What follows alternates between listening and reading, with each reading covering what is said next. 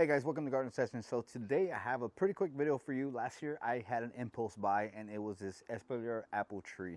I wanted to show it to you guys because I'm going to build a kind of a, I guess a raised box for it here so we can plant some other stuff alongside it. Not taking it out of the container.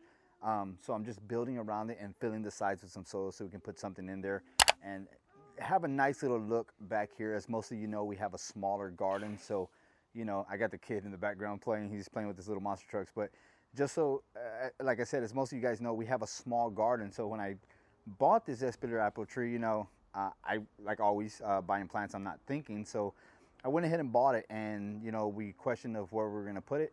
I couldn't let it go, so I brought it home. And this is where it's going to go right now, along this trellis. So what I'm going to do is I'm just going to put the box that I built right around it and remove this trellis here and put it up against that trellis there. Lean it up a little bit towards the back. Last year it had some cedar apple rust, so we weren't able to harvest any apples from it. It sat in the nursery too long to where it actually got that disease, and you know, none of the fruit was viable for us to harvest. But what this one has, it has a Liberty apple down here at the bottom. Up here it has a cane apple, and this one here, the tag came off. I gotta find it. I don't know exactly what it is on this one, but I'll find out later. All right, so thanks to Angie, she actually saved the tag. It is a Honeycrisp apple. So you have the Honeycrisp apple here, Liberty on the bottom, and then the cane apple on top here. So the first thing I need to do is I need to remove all these containers right here so I can go ahead. I'm gonna move the tree down, bring my box, set it up, put some fabric on the bottom so I don't lose too much soil up here, and then we'll set the apple tree back down and tie it up against the trellis here.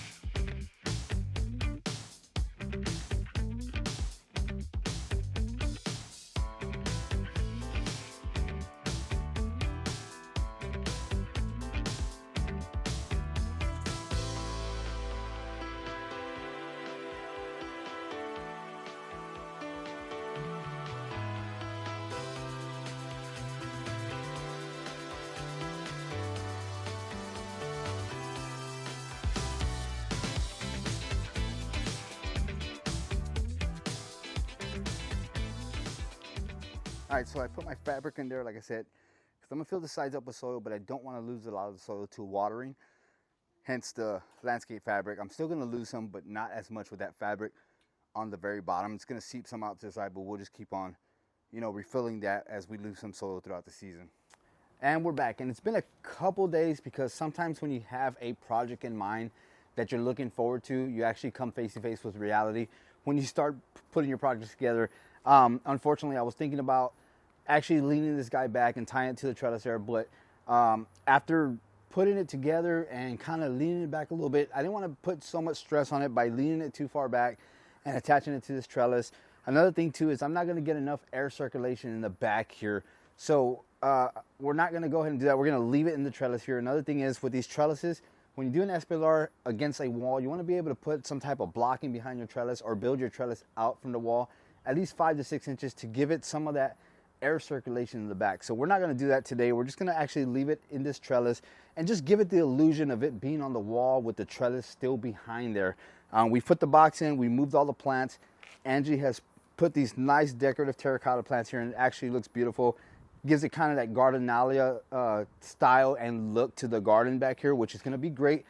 As you can see, it's been a couple days, so we have a little bit of the buds here getting ready to bloom, which is looking quite nice with these pink little blooms. The hard frost that we had a couple days ago didn't affect it too much, so I'm very, very happy about that. But next thing we're going to do is we're going to go ahead and put some soil in here. I'm going to fertilize the apple tree, and then we'll finish up this video.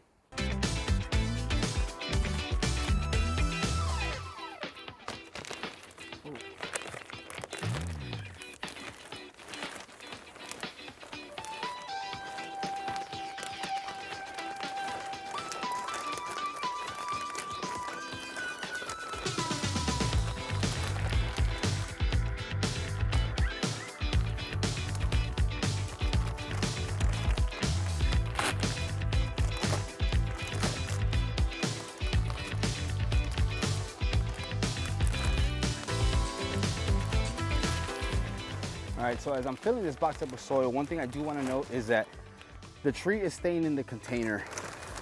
And although it's a pretty big size container, with this type of tree, depending on how old it is, from 1 to 3 years, it can stay in the same container. After that, you want to start transplanting it into something big, but being as that we're only going to be here maybe about another year in this house, we may take it with us to the next home, or maybe give it to another person where it can have a permanent home. At that time, if we do decide to keep it, then we'll go ahead and upsize the container. If we don't and donate it to someone, we'll definitely let them know it either needs to go in the ground or in a bigger container.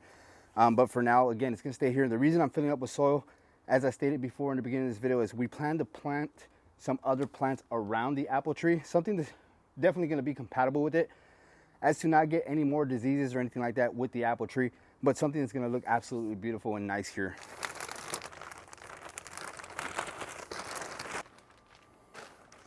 All right, so I'm gonna add one more layer of soil here, and just to cover the top of the container here, to make it look as natural as possible of it being inside the actual bed here. The last thing I'm gonna do though, before I put that top layer of soil, is I'm actually gonna use some tree tone, which is good for fruit and shade trees. I'm gonna add maybe about a cup of it because it is in a container. Usually if it's in the ground, it's gonna require a lot more per the directions in the back, because it is a tree that's going to expand those roots in the ground, but because the roots are more contained in the container, a cup of this fertilizer is actually going to do it good, because it's not going to go anywhere. There's not going to be too much runoff, and it'll get the nutrients that it needs. And as it's putting out its nice, beautiful blooms here, it's about the right time to give this tree some fertilizer to start putting that energy into fruit-producing flowers and getting pollinated through the season. As you can see, it's nice and warm out here. The sun is out, and I've been battling these carpenter bees all day, so they're ready to start pollinating stuff, and we're just excited to have this going on in the garden right now this time of the year.